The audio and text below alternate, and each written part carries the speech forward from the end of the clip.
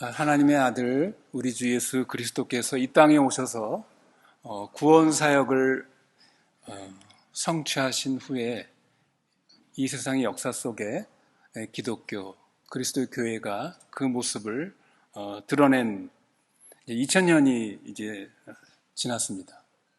우리가 이 기독교 역사를 살펴볼 때 그 사이에 크고 작은 많은 사건들이 있었지만 그 가운데서 이 기독교 역사에 아주 중요한 전환점을 이룬 두 가지 큰 사건이 있습니다.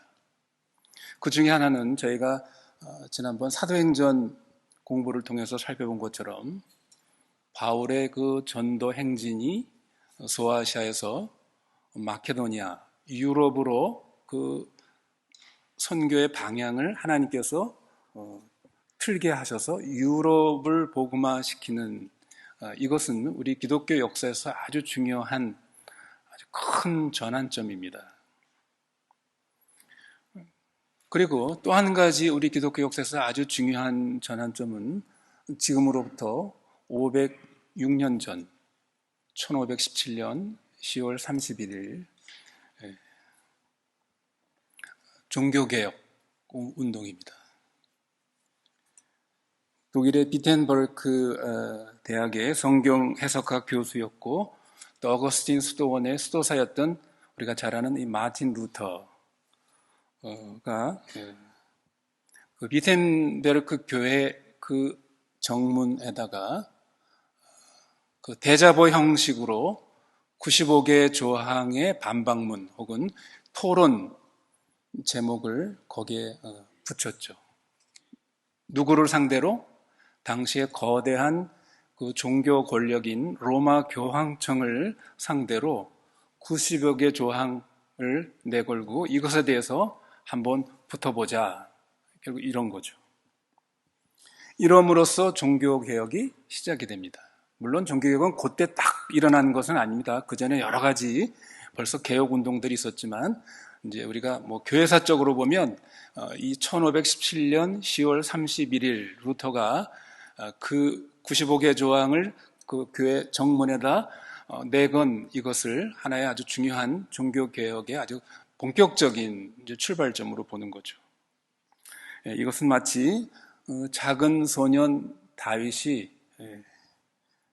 거대한 그 골리앗인 로마 교황청에 대한 일종의 선전포고라고 이렇게 볼 수 있습니다. 말씀드린 것처럼 종교개혁은 마틴 루터에 의해서 본격적으로 그 개혁의 횃불이 들려진 거지만 루터에 의해서만 된 것은 아닙니다. 이전에 벌써 루터 이전에 우리가 잘 아는 지금의 체코죠. 보헤미아의 그 얀 후스라는 이러한 그 지도자, 또 우리 영국의 유명한 존 위클리프 이러한 그 개혁자들이 벌써 앞서서 이런 종교개혁 운동을 일으켰습니다. 그 사람들 다 화형을 당했죠. 또 스위스에서 루터만이 아니죠. 스위스 우리가 잘 아는 우리 장로교의 스승으로 우리가 생각하는 존 칼빈 혹은 스빙글리 이제 이러한 스위스에서는 이런 개혁자들이 또 루터와 함께 종교개혁 운동을 일으켰습니다. 그리고 16세기 이 종교개혁은 단지 이 종교 영역에서만 큰 영향을 끼친 것은 아닙니다. 근대 유럽의 정치, 경제, 문화 발전에도 큰 영향을 끼치게 됩니다.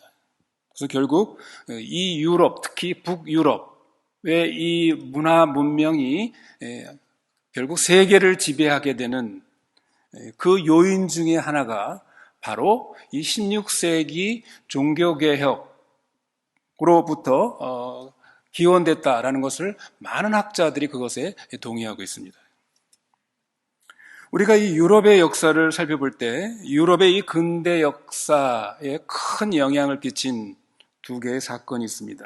하나는 제가 지금 말씀드린 이 16세기 종교개혁입니다.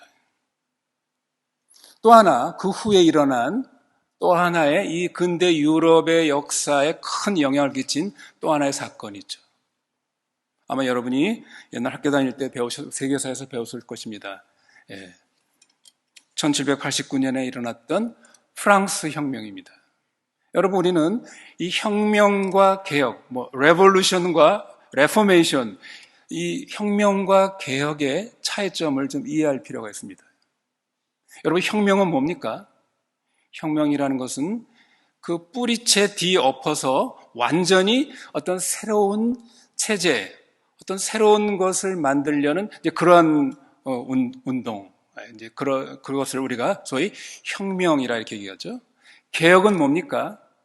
개혁은 완전히 뿌리채 다 뒤집어 엎어서 새로운 어떤 것을 만드는 그런 시도가 아니라 기존의 잘못된 것, 왜곡된 것, 이것을 바르게 고쳐서 원래 제 모습 정상으로 돌리는 것, 이것을 우리는 소위 이걸 리폼, 개혁한다, 개혁 이렇게 얘기를 합니다.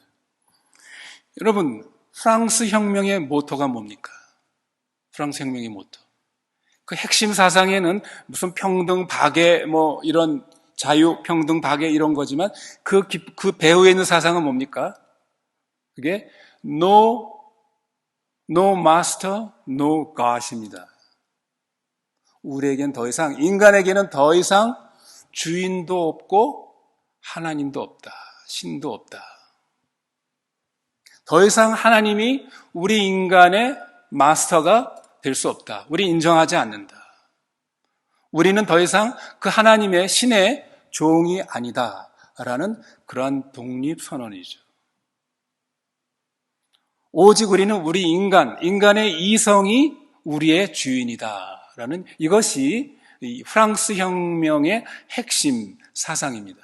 이 사상은 소위 계몽주의 철학으로부터 영향을 받은 것입니다.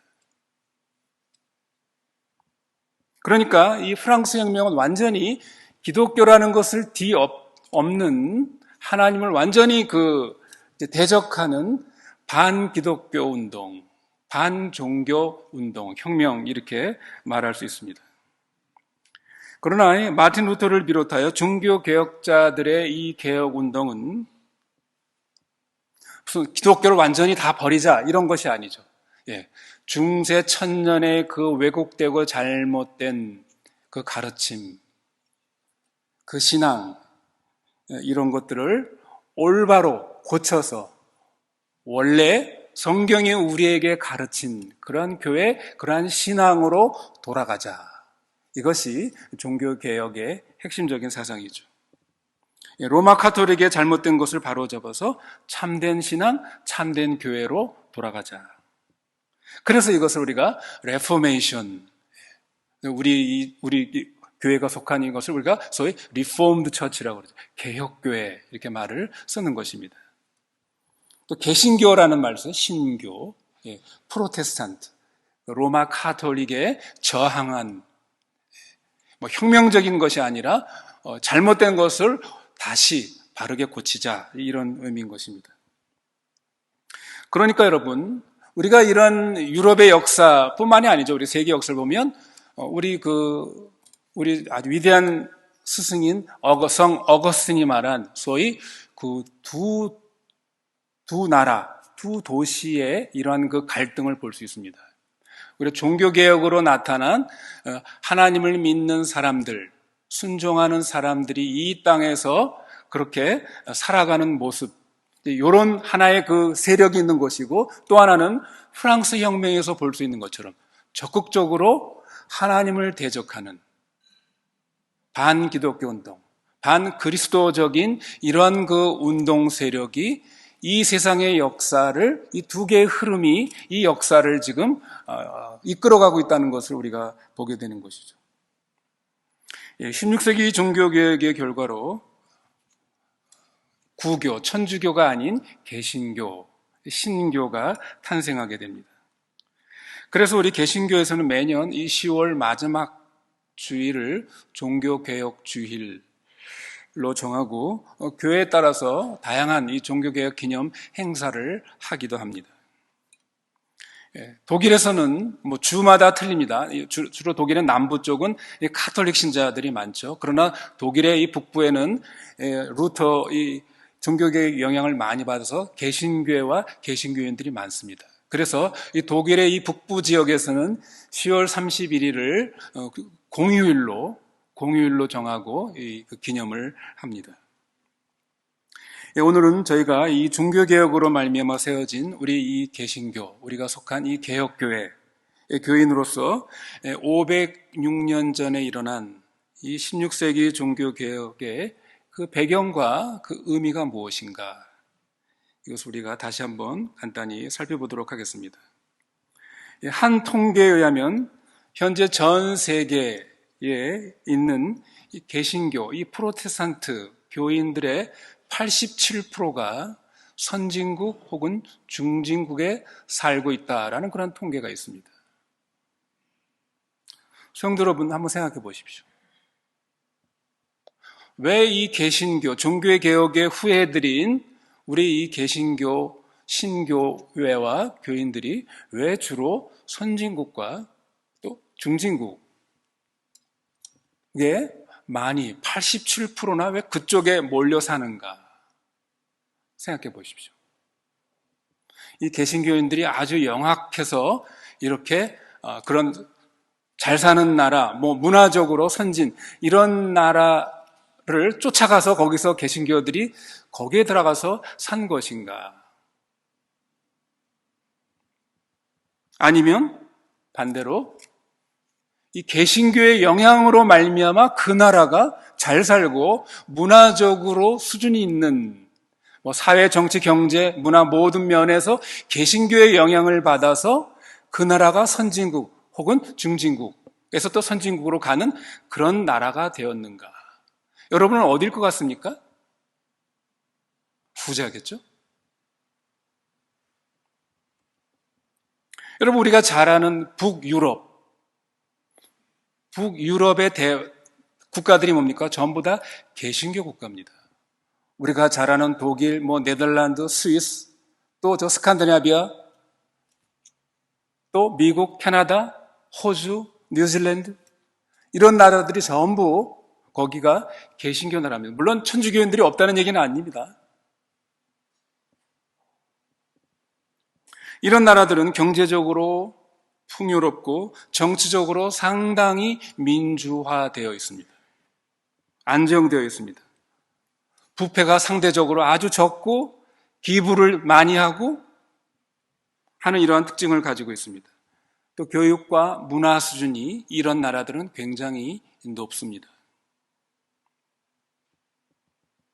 종교개혁이 시작된, 종교개혁이 독일에만 시작된 것은 아니지만 루터가 시작된, 여러분 독일이라는 나라를 보십시오. 독일에서 마틴 루터에 의해서 종교개혁이 시작됐죠. 독일이 얼마나 이 루터의 영향, 종교개혁의 영향을 많이 받았는가. 독일의 학자인 크리스티네 아이첼이라는 사람이 독일 루터의 나라라는 그러한 책을 썼습니다. 그 말은 다시 말하면 독일이라는 나라가 얼마나 루터의 종교개혁의 영향을 많이 받았는가, 그것을 쓴 것입니다. 물론 독일은 여러 가지 부정적인 2차 세계대전, 1, 2차 세계대전을 일으킨 아주 부정적인 그런 면도 있지만 또 이런 종교개혁의 영향으로 말미암아 상당히 다른 나라들과 비교할 수 없는 여러 가지 경제적인, 문화적인 이런 높은 수준을 이룬 이것을 보게 됩니다.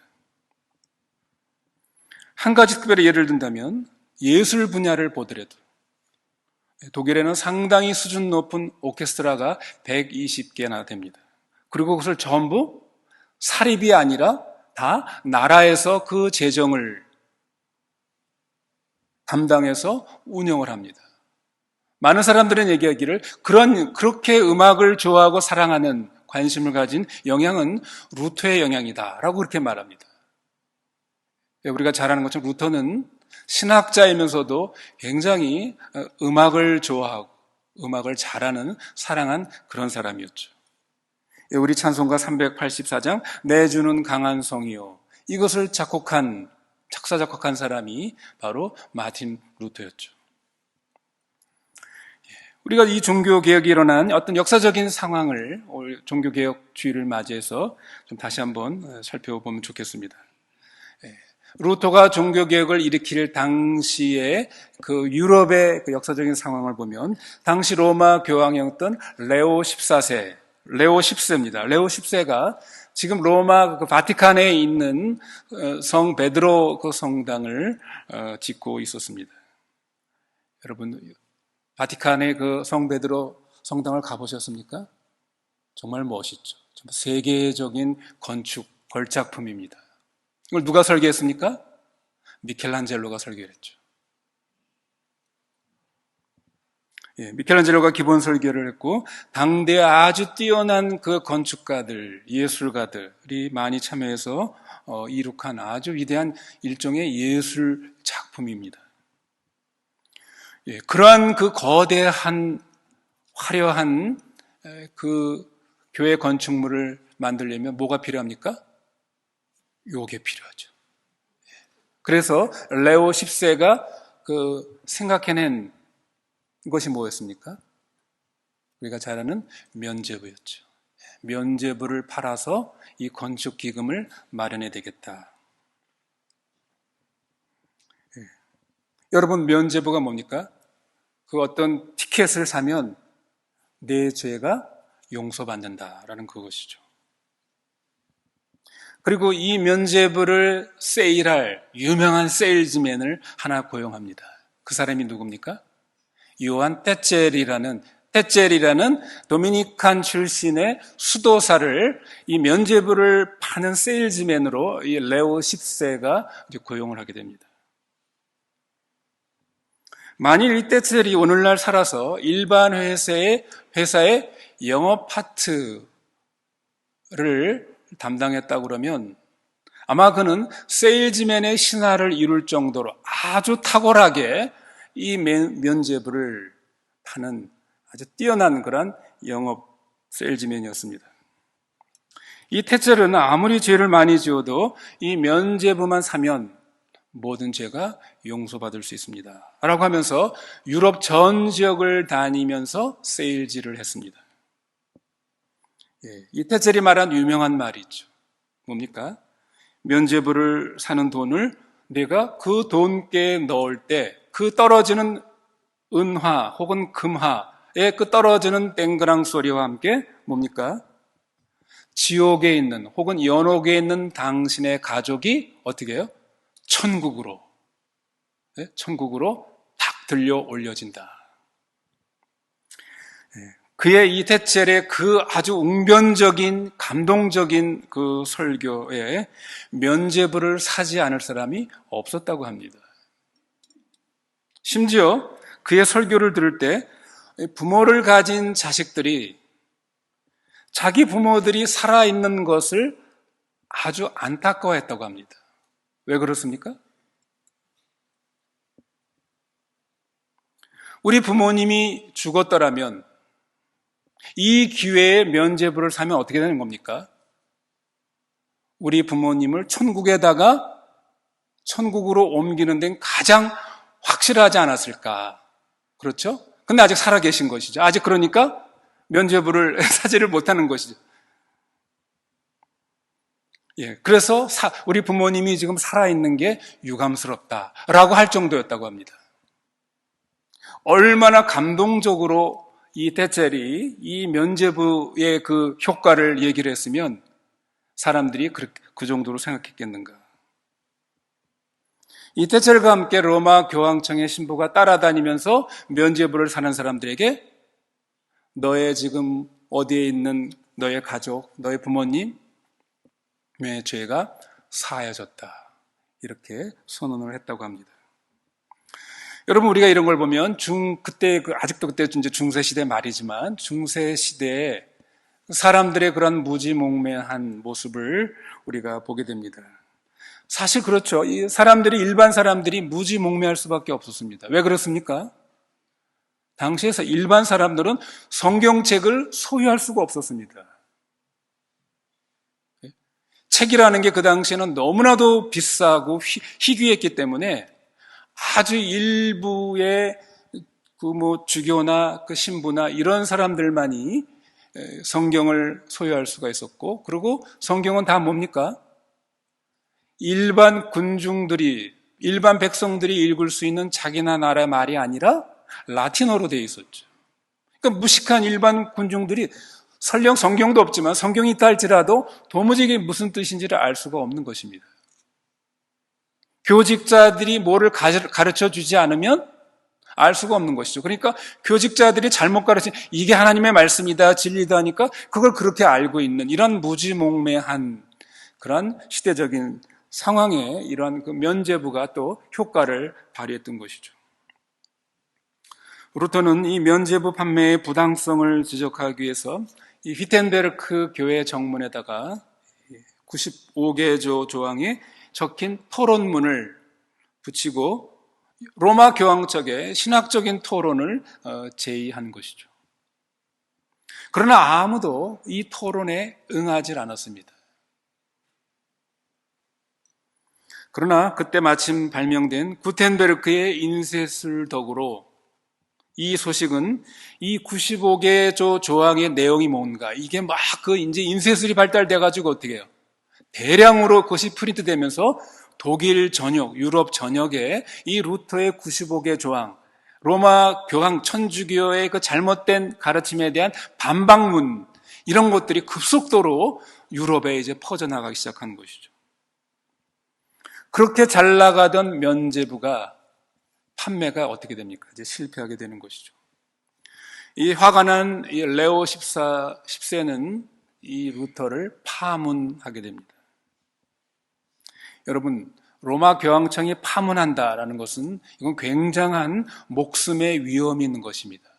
많은 그 앞서 갔던 이전의 그 개혁자들이 파문을 당하고 이단이라는 그런 죄목으로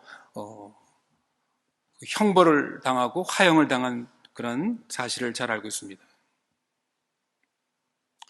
교황이 루터를 로마로 소환하려고 했습니다. 소환은 분명히 어떻게 되는 것이죠? 신문하고 예수님 당시에 똑같은 것이죠. 그렇죠? 예, 유대의 뭡니까? 지도자들이 예수님이나 바울을 소환해서 죽이려고 하는 것과 똑같은 것이죠. 로마 교황청이 루터를 소환했지만, 그러나 당시 그 독일의 삭소니 지역의 군주였고, 이 교황 레오 10세가 소위 그 신성 로마 제국의 황제로 임명을 했던 그 당시 프리드리히 3세가 신기하게도 어떻게 해요? 이 루터를 보호하게 됩니다. 보호해 줍니다. 그 당시 이 프리드리히 3세는 굉장한 그 지역에서 아주 그 영향력이 큰 선제후였습니다. 자기는 카톨릭 신자로 있으면서 이 카톨릭에서 이단으로 파문한 루터를 왜 그렇게 보호하려고 했는지 참 놀라운 일입니다. 물론 여러 가지 정치적인 배경도 있겠지만, 그러나 그럼에도 불구하고 이것은 참 아주 그 신기한 이런 상황이 아닐 수가 없었습니다. 결국에 우리는 이런 사실을 통해서 프리드리히 3세 또 구텐베르크가 당시에 그런 이제 인쇄 기술을 발명해가지고 이렇게 종교개혁이 실패하지 않고 성공하게 된 여러 가지 주변의 여건 상황들이 있지만, 결과적으로 우리가 그 배우를 보면 이것은 하나님의 섭리와 인도하심이 거기에 있었다라는 것을 우리는 생각하게 됩니다. 여러분, 루터라는 인물, 이 루터라는 인물은 인간적인 사람입니다. 우리가 소위 종교개혁의 두 큰 스승인, 우리는 보통 루터와 칼빈을 얘기하지 않습니까? 우리 장로교의 큰 스승인 이 칼빈은 아주 완벽주의, 거의 천재 같은 이런 사람입니다. 바울 같은 사람이죠. 별로 흠이 없어 보이는 철저한 그런 아주 학자이고 이론가인, 이게 칼빈이라고 한다면, 루터는 굉장히 아주 다혈질적이고 실수도 많고 아주 열정적인 이러한 아주 대조적인 두 개혁자인데요. 원래 이 루터는 처음에는 매우 아주 소심한 사람이었다고 합니다. 근데 루터가 22살 되던 1505년 여름 어느 날 길을 가다가 하늘에서 벼락이 자기 발 앞에 떨어지는 것을 경험합니다.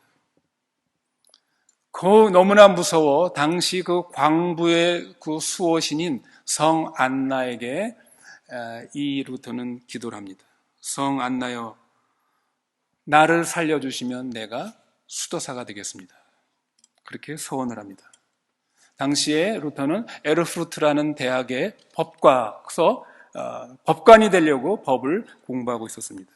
그리고 그것은 자기 아버지, 광부 출신인 아버지, 이 큰 아들에 대한 큰 아주 기대와 소원이었죠. 아버지의 반대, 분노, 실망에도 불구하고 이 루터는 그 큰 벼락이 떨어지는 이 경험을 통해 가지고 에르프루트에 있는 성 어거스틴 수도원에 들어가서 수도사가 됩니다. 이 젊은 수도사로서 이 루터는 완벽주의자였습니다. 스스로 완벽하게 깨끗하고 내가 하나님 앞에서 거룩하게 되는데 모든 관심을 기울였습니다. 자기가 다른 사람에게 죄를 짓지 않는 것은 말할 것도 없고 자기 마음속에 온갖 더러움을 깨끗하게 제거하려고 모든 힘을 루터는 다했습니다. 조금도 회개하지 않는 죄가 남아있지 않도록 회개하고 또 회개하고 회개하고 그렇게 그는 수도사의 생활을 했습니다. 당시 어거스틴 수도 원장이었던 요한 폰 스타우비치 이 원장은 루터가 너무나도 자주 자기에게 와서 고해성사를 하는 것에 아주 질려버렸습니다.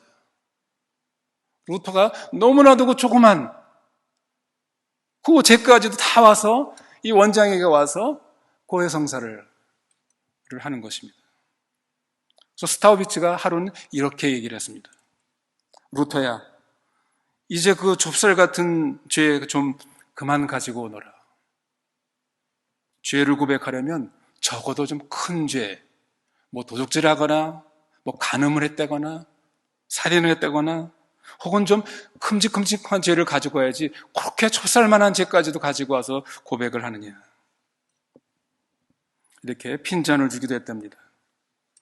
물론 루터는 은혜를 제공하는 성만찬에도 빠짐없이 참여했습니다. 그러나 이렇게 노력을 하고 하는데도 불구하고 루터는 마음속에 내적인 평안, 내적인 만족을 얻을 수가 없었습니다. 자신은 항상 부족하고 자신은 지옥에 갈 수밖에 없다라고 그는 그러한 확신만, 회개하면 회개할수록 그는 나는 지옥에 갈 수밖에 없는 죄인이다. 이 확신만 생겼습니다.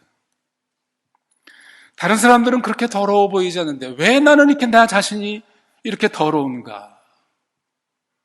왜 나는 이렇게 악한가?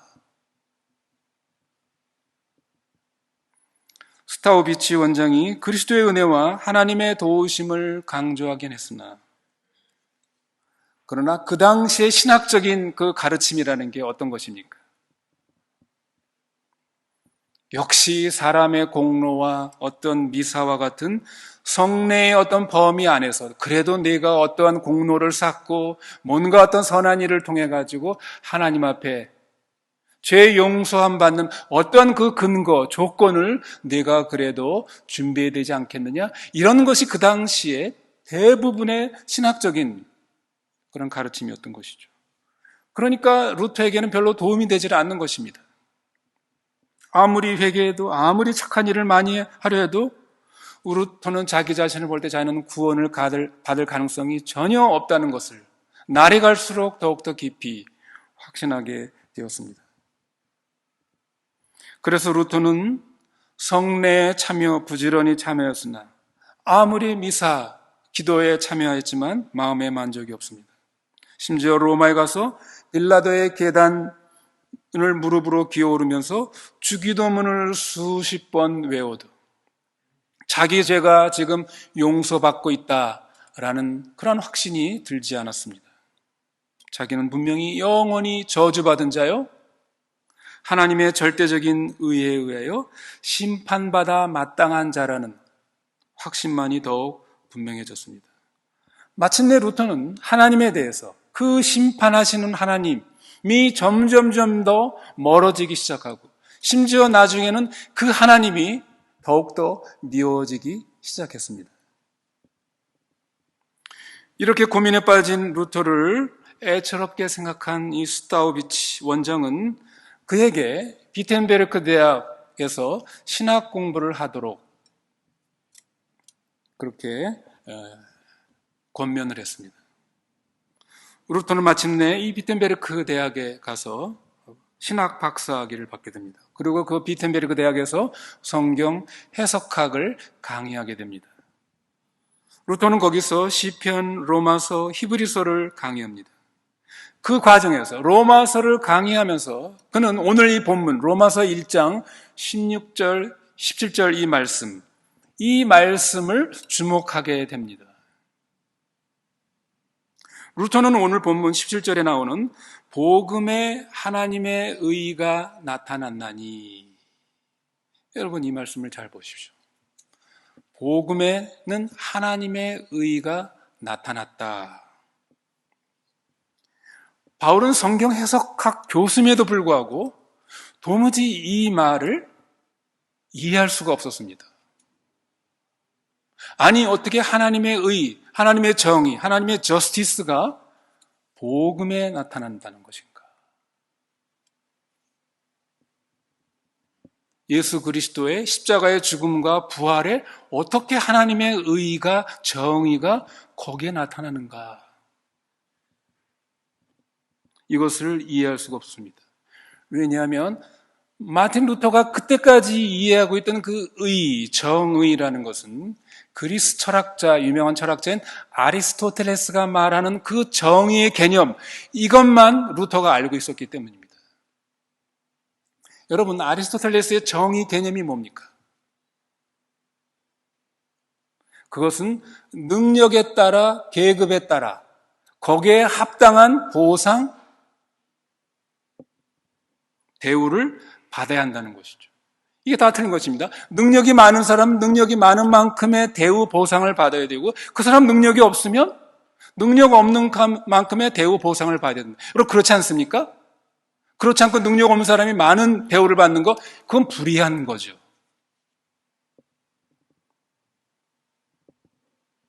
그러니까 악한 사람은 그 악한 것에 대한 그 벌을 받아야 한다.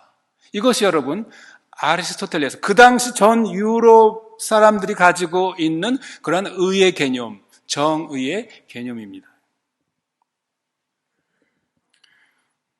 요즘 우리가 정의란 무엇인가, 마이클 샌들 하버드 대학 교수의 그 책이 아주 유명하죠. 정의란 무엇인가. 마이클 샌들도 그런 말합니다. 정의를 일종의 fit다 얘기합니다. fit. 영어의 fit가 뭡니까? 적합한 혹은 알맞은 이런 거죠. 예. 우리가 여러분이 옷을 살 때 옷가게 가면 피팅룸 있지 않습니까? 이 옷이 나한테 잘 맞나? 피팅룸. 마이클 샌들은 이렇게 말하는 겁니다. 정의는 피트의 이런 개념으로 설명합니다. 그럼 여러분 하나님의 의라고 그럴 때 하나님의 의에 그 피팅하는 것이 뭡니까? 예? 하나님의 의, 하나님의 성품이 의인데 그 의에 적절한 것은 뭐겠습니까? 그것은 심판입니다. 형벌이고 심판이죠. 예? 하나님의 의를 어긴, 예? 하나님의 의가 의로 나타나려면 그거에 대한 가장 적절한 것은 그것에 대한 합당한 처벌을 받는 것. 그러므로 이 루터가 알고 있는 하나님의 의는 심판의 하나님, 형벌의, 죄인은 하나님으로부터 심판을 받아야 된다. 처벌을 받아야 된다. 그밖에 없었습니다.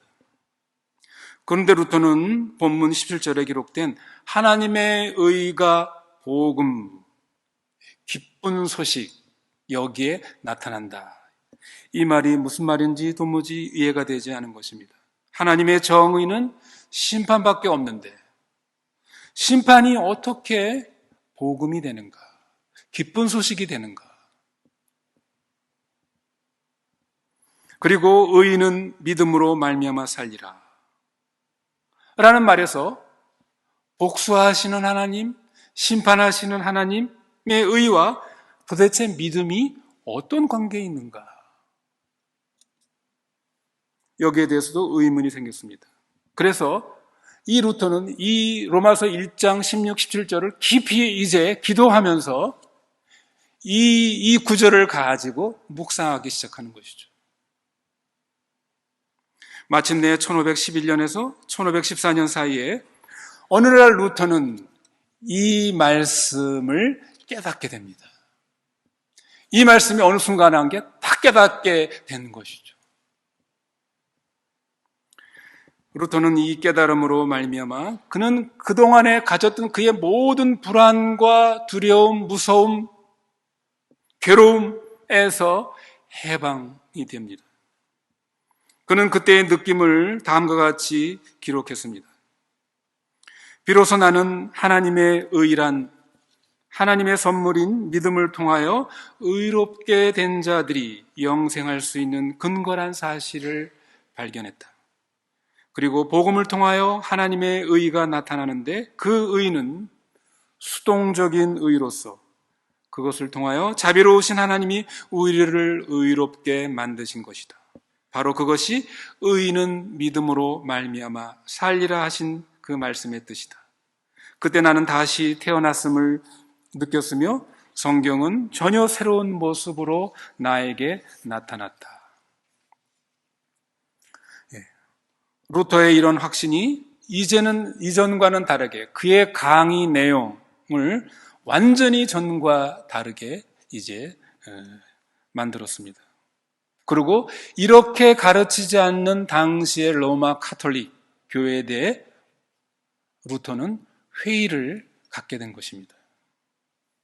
그리고 그 로마 카톨릭 교회에 대한 그런 불만과 회의는 마침내 이 면죄부 사건을 통하여 루터에게 이제 폭발하게 된 것이죠.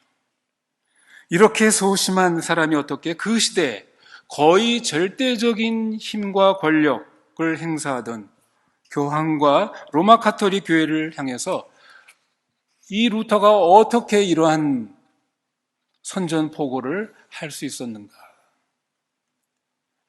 그것은 오직 이 루터에 있는 그 내적인 신학과 신앙의 확신이었죠. 여러분, 진리의 힘은 이렇게 무섭습니다.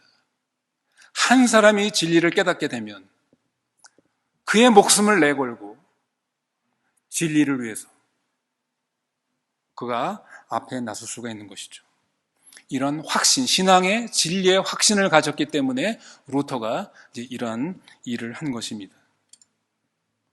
성경이 계시해 주신 하나님의 의, 즉 복음에 나타난 의는 일반적인 정의로서의 악을 심판하시는 근거가 아니라 죄인을 의롭게 하시는 의, 즉 우리가 의롭게 되도록 하시는 하나님의 은혜로운 의라는 것을 루터는 깨달은 것입니다. 그것이 하나님의 의가 되어야 하는 의는 우리가 우리 자신을 절대로 의롭게 할 수 없기 때문입니다. 우리가 아무리 루터처럼 철저히 회개해도 우리 죄를 다 회개할 수 있고 할 수 없고, 우리가 아무리 노력하고 또 노력해도 우리는 완전해질 수 없기 때문입니다.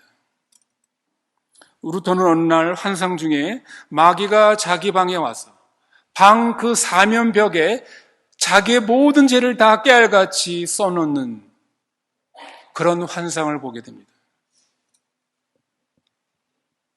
루터는 그 환상 가운 그것을 보고서 잉크병으로 그 벽에다가 그 잉크병을 던졌다고 하죠. 여러분, 그렇습니다. 마귀는 우리의 그 수많은, 지금부터 우리가 쭉 저질러온 크고 작은 우리의 내면에 있는 모든 죄까지 마귀는 우리의 죄를 고소할 수 있습니다. 이것은 마치 현미경으로 우리의 손을 검사해 보면 여러분 어떻습니까? 우리 손에 얼마나 많은 세균이 우리 손에 있다는 것을 우리가 아는 것과 마찬가지입니다. 차라리 현미경으로 보지 않는 것이 우리를 더 절망하게 할지도 모릅니다. 그래서 루터가 유명한 말을 했죠. 우리가 우리의 모든 죄를 다 보지 못하게 하시는 것도 하나님의 은혜다. 여러분, 그렇습니다. 예. 전자해명으로 보는 것처럼 우리가 우리의 모든 죄를 다 보고 알 수 있다, 그것을 늘 인식할 수 있다면 아마 우리는 살지 못할 것입니다. 아마 우리는 정신병에 들지도 모릅니다. 그러므로 우리는 어떤 방법으로도 스스로를 의롭게 할 수 없습니다. 이것은 마치 우리가 너무나도 많은 빚을 져서 도무지 우리의 힘으로는 그 빚을 갚을 수 없는 것과 마찬가지입니다. 여러분, 해결은 뭡니까? 빚을 받을 사람이 탕감해 주는 것밖에는 우리가 우리의 빚을 해결할 수 있는 방법은 전혀 없는 것이죠. 그렇지 않습니까? 그러므로 우리가 하나님 앞에 의롭게 되려면 그것은 하나님의 의, 곧 뭡니까? 이 복음의 의, 그리스도의 의로만이 우리가 하나님 앞에서 우리가 진 이 죄의 빚을 우리가 해결할 수가 있는 것입니다. 예수 그리스도의 의로 우리를 해결해 주지 않으면 우리는 이 죄의 문제를, 이 빚을 우리는 해결할 수가 없는 것입니다. 그런데 성도 여러분, 이 하나님의 의, 복음의 의가 우리의 의가 되려면 거기에 하나의 조건이 붙어 있죠. 어떤 조건입니까? 우리가 선한 일을 우리가 많이 해야 되는 것입니까? 성경을 무슨 몇백 번 우리가 그것을 통독해야 되는 겁니까? 주일날 빠지지 않고 교회 하나님께 예배드리는 것입니까? 조건이 뭡니까? 오늘 본문에서 그것이 바로 믿음이라고 얘기하고 있죠. 믿음. 우리가 용서받을 수 있는 유일한 조건, 의롭게 되는 유일한 조건은 바로 우리가 진 이 죄의 빚을 하나님께서 당신의 아들을 통해서 그 죄를 해결해 주셨다, 용서해 주셨다는 이 하나님의 해결책을 어떻게 해요? 우리가 믿는 것, 우리가 그것을 받아들이는 것. 여러분, 이것이 믿음이죠. 이것밖에 없다는 것입니다. 예수님의 이 대속의 죽음, 십자가를 믿는 이 믿음, 이것만이 하나님 앞에서 우리가 의롭다함을 받는, 죄의 문제를 해결하는 유일한 조건입니다. 그런데 루터는 바로 이 믿음조차도 하나님의 선물이라는 사실을 강조했습니다. 그러니까 우리가 믿은 게 아니라 사실은 우리로 하여금 믿도록 하게 하신, 거기에도 하나님의 은혜가 있다는 것이죠. 존 칼빈은 특히 하나님의 은혜를 강조했죠. 결과적으로 우리의 모든 구원은 하나님이 우리를 위해서 구원의 사역을 하셨고, 또 그것을 우리가 믿도록 하는 것도 하나님의 은혜로 우리가 믿도록 하신, 하나님이 홀로, 하나님만이 홀로 우리의 모든 구원을 이루셨다는 것을 우리는 알게 되는 것입니다. 우리에게 믿음 주셔서 우리로 하여금 의롭게 여겨주시고, 그 의도 우리 의가 아니라 우리를 의롭게 하시는 하나님의 의, 그리스도의 의 때문인 것입니다. 여기 17절 하반절에 믿음으로 믿음에 이르게 하나니라는 표현이 있죠. 이것은 하나님의 의가 믿음으로 믿는 자에게 이른다는 뜻입니다. 이 두 번째 믿음에서 믿음으로는 것은 결국 믿는 자라는 그러한 뜻으로 이해하면 됩니다. 이것은 이미 16절에 이 복음은 모든 믿는 자에게 구원을 주시는 하나님의 능력, 이렇게 말씀했죠. 로마서 3장 22절에도 곧 예수 그리스도를 믿음으로 말미암아 모든 믿는 자에게 미치는 하나님의 의인이 차별이 없느니라 라는 말씀이 이것을 해석하고 있는 것입니다. 바로 이 깨달음에서 우리는 이 종교개혁의 아주 중요한 5가지 중심 사상을 보게 됩니다. 그것이 뭡니까? 우리의 구원은 오직 예수 그리스도의 사역에 근거하는 것입니다. 어떤 것으로도 우리의 구원은 이루어질 수가 없고, 오직 예수 그리스도로 말미암아 그리스도의 사역으로만 우리의 구원의 근거가 됩니다. 그런데 어떻게 해요? 예수 그리스도의 그 사역을 어떻게 해요? 오직 믿음으로만. 그 믿음은 하나님의 은혜로 우리에게 주어지는 것입니다. 그러므로 이 모든 것, 예수 그리스도만으로 오직 믿음으로, 그 믿음은 또 은혜로만, 결국 우리는 그 모든 것을 하나님, 은혜에 풍성하신 하나님께 영광을 돌리는 것. 모든 그리스도인들은 이 구원의 은혜를 깨닫게 되면 이 모든 것의 영광을 하나님께 돌릴 수밖에 없습니다. 그리고 이런 모든 사실을 알려준, 우리에게 계시로 알려준 것이 무엇입니까?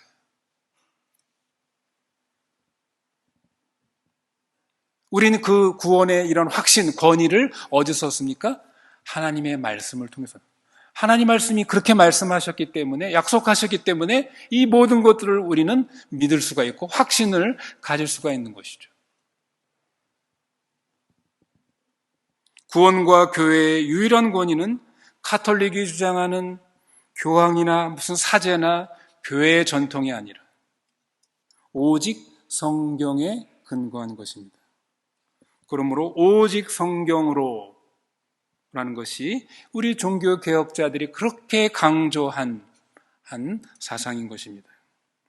이 기본 원칙은 우리 개신교, 아니 우리 기독교의 가장 중심되는 그러한 사상이라고 말할 수 있습니다. 적어도 여러분이 이 5가지의 이 중심, 종교개혁의 중심 사상에 대해서 여러분이 이것을 투철하게 이것을 우리는 믿고 확신해야 합니다. 이 의미들을 여러분들은 반드시 이것을 이해하고 알고 있어야 합니다. 말씀을 맺습니다. 여러분, 이렇게 우리는 종교개혁의 후에 열매로서 오늘 저와 여러분, 이 교회가 이 땅에 서 있는 것입니다. 저희를 비롯해서 그러나 우리 한국교회 상황은 어떻습니까? 안타깝게도 16세기 루터 시대 로마 카톨릭의 이러한 상황과 비슷하지 않은가? 교황 레오 10세가 성베드로 성당을 짓는데 필요한 자금을 마련하기 위해서 성직을 팔고 면죄부를 팔고 하는 것처럼 오늘날 우리 한국교회의 상황들은 어떤가? 이런 것들을 우리가 한번 반성해 볼 필요가 있습니다.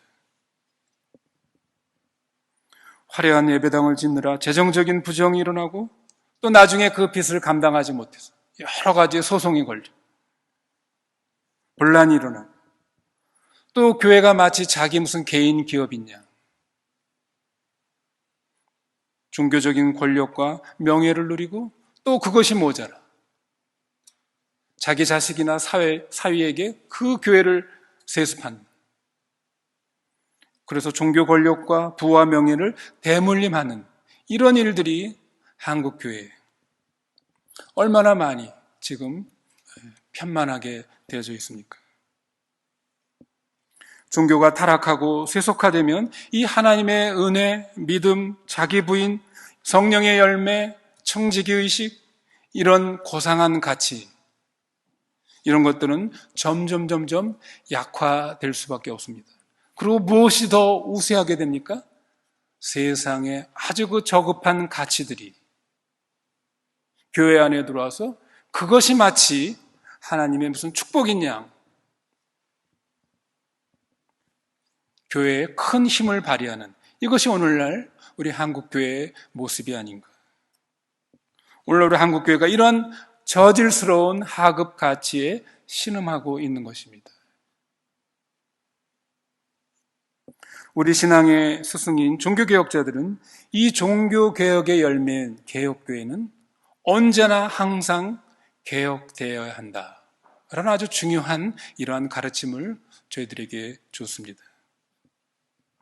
오늘 저희를 비롯해서 우리 교회들이 우리 한국교회가 교회 개혁이 필요하고 여러분 교회 개혁이 필요하다는 건 뭡니까? 먼저 성경이 우리에게 가르친 올바른 가르침으로 돌아가야 되는 것이죠. 그러면 교회가 강단이 먼저 하나님의 말씀, 복음의 진리를 제대로 올바로 가르쳐야 할 그 책임이 있는 것입니다. 그러므로 여러분은 언제나 교회의 가르침이 올바른 성경적인 복음의 진리를 그것이 전파되고 가르쳐지도록, 설교되도록 여러분이 그 목회자를 위해서 기도를 해야 하는 것입니다. 그래서 세속적인 이 저질 하급 가치가 교회의 힘을 쓰지 못하도록 우리 모두가 늘 반성하고 애써야 하는 것입니다. 종교개혁자들이 당시 이 천주교의 타락을 비판하고 그 비판에 그치지 않고 그 개혁자들이 그런 모습, 그들이 올바로 행동했기 때문에 그 종교의 개혁이 큰 열매를, 도덕적인 권위를 가지고 그 개혁이 성공할 수가 있었던 것입니다. 우리가 종교개혁주의를 맞이해서 이러한 우리 개혁 스승자들의 이런 남긴 귀한 신앙의 유산들을 다시 한번 저희가 깊이 생각하고 우리 속에 있는 우리가 개혁해야 될 그런 것들이 무엇인가, 이런 것들을 우리가 깊이 반성하고 또 회개하는 저와 여러분이 되어야 되겠습니다.